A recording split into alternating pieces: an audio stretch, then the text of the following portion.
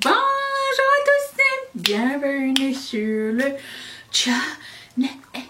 On se retrouve aujourd'hui pour trier des palettes. Partie 1. Je pense que demain, normalement, ça sera la partie 2. Et en fait, c'est parce que c'est les palettes que j'ai essayées cette année. Ok, j'en ai acheté beaucoup. J'en ai essayé beaucoup. Et j'ai plus de place. Donc il faut que je range ma boîte. Et encore une fois, comme les highlighters et les blushs, je me suis dit que ça serait cool que je vous en parle un petit peu. Et en même temps, je vous fais des mini-revues au sujet de celle-ci. Alors je vais commencer tout de suite, sans plus tarder, par cette palette de Morphe qui s'appelle Up Till Down. Qui est une très belle palette. Alors... Pour le coup, j'ai utilisé des couleurs neutres, sauf un rose en coin interne. J'ai utilisé toutes ces palettes, donc vous allez retrouver des revues pour chacune de celles-ci sur ma chaîne. J'aime bien la qualité Morphe, vraiment. Celle-ci, je vous la recommande. J'aime beaucoup la Color Story, très sympa. J'aime beaucoup. Ensuite... il se peut que vous entendiez des fratras. Celle-ci, la Huda Beauty Mint.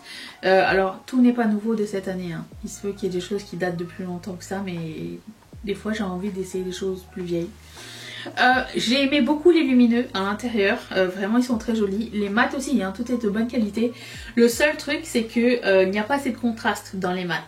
Il faut ajouter...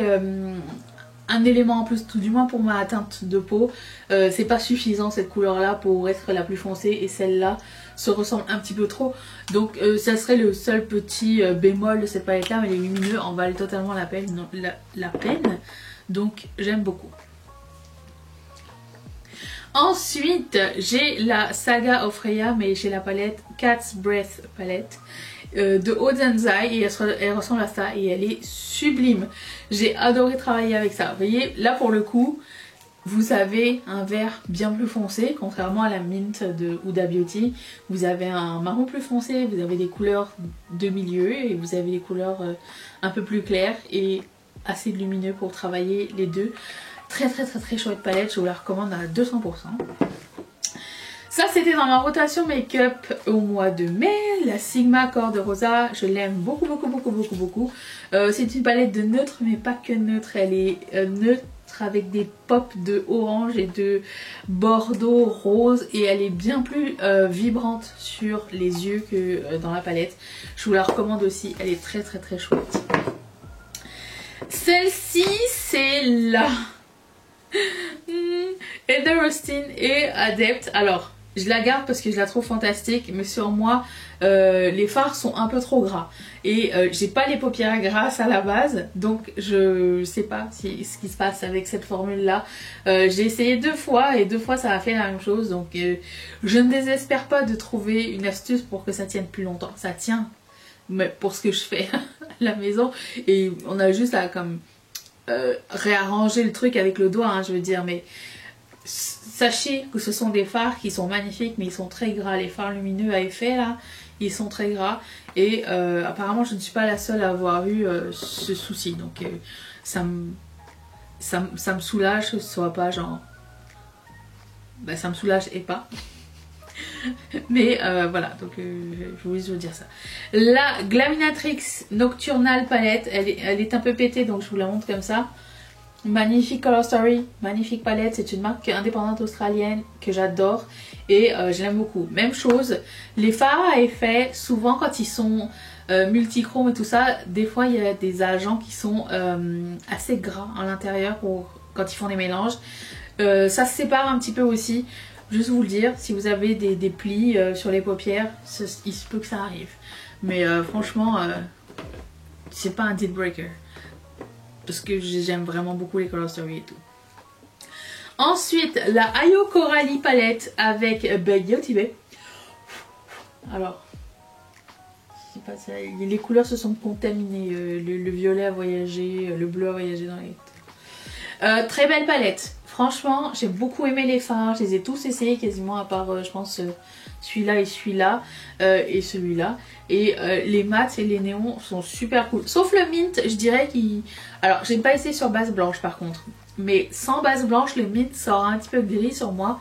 Mais le reste, fantastique. Alors imaginez sur une base blanche à quel point ça doit être bien vibrant. J'aime beaucoup cette palette là, je trouve qu'elle ressemble bien à Coralie et je suis très contente de cette collaboration.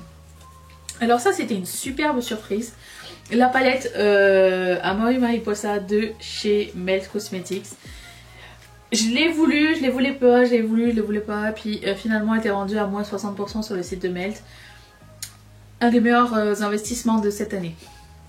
Superbe palette, j'ai beaucoup aimé travailler les fards, ça s'est super bien travaillé, la color story est magnifique, elle est riche, elle est genre, je sais pas, elle est magnifique, j'aime beaucoup beaucoup beaucoup, elle est noble, je l'aime beaucoup, je vous la recommande aussi si jamais, et la qualité de la palette lourde et tout, vraiment impeccable.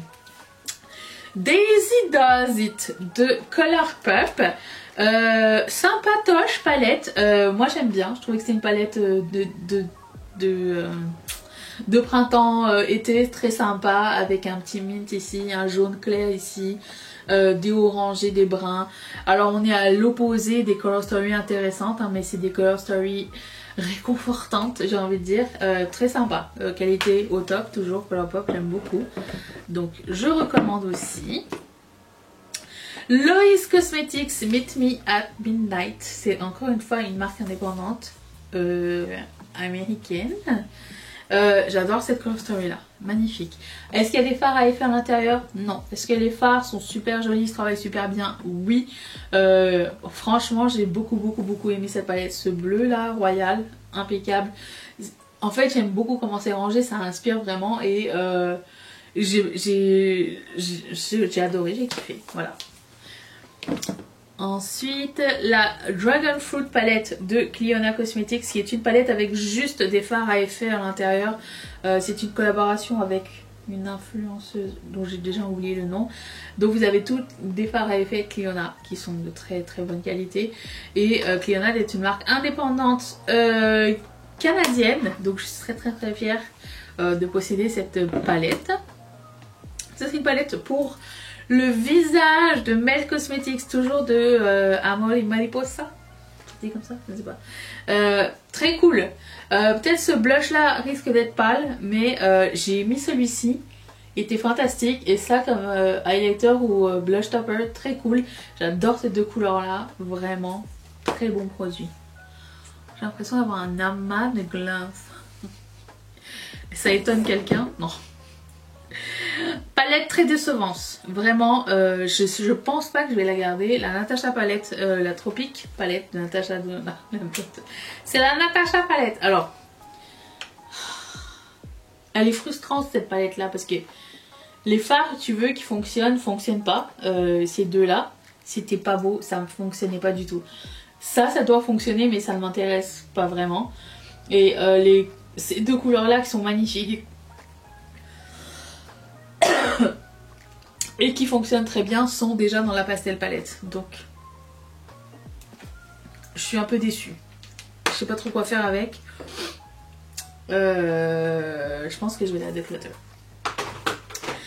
Ensuite Natasha Denona, la Lila palette, elle est très chouette, vraiment surprenante. J'ai beaucoup aimé travailler ces couleurs là, c'était très cool. Vous avez un côté froid, un côté chaud et pour le coup ça c'était de la très bonne qualité et il y a plein d'options mat et irisées et c'est très cool, je recommande. Ensuite la Be Perfect Rain Makeup by Alina, j'aime bien. Le seul truc c'est qu'il n'y a pas de couleur de coin interne et il y a trop de paillettes, trop grasses d'ailleurs. Elles sont pas trop grasses, elles sont là. Mais les mats sont magnifiques, j'aime bien que ce soit une palette pas arc-en-ciel, c'est une palette qui est... oui arc-en-ciel mais pas dégradée et c'est des couleurs riches aussi et j'aime bien, c'est sympa. J'aurais switché les paillettes pressées par des couleurs plus claires pour faire des coins internes. Mais c'est pas ma palette, c'est pas ma collab, donc c'est tout. Ensuite, Little Cosmetics, là, je sais pas ce que c'était, je me rappelle pas, il n'y a pas de nom? je sais pas, c'est cette palette là, elle était très chouette, il y a des fards à effet à l'intérieur magnifiques. J'ai beaucoup aimé la Color Story et c'est une marque allemande indépendante et très très sympa. J'aime beaucoup la qualité des fards Little Cosmetics, je vous recommande grandement ça. Morphe and Lucky Charm. D'ailleurs, j'ai appris qu'ils avaient sorti Morphe, leur collection de la Pride, et ben, c'est pas disponible ailleurs qu'aux States. Ben, tant pis pour vous. Très chouette palette, j'adore. Il y a du pastel, du milieu et du foncé. C'est ce que j'adore moi dans les palettes. Très très cool à utiliser, très bonne qualité. Lucky Charm, j'ai toujours pas goûté.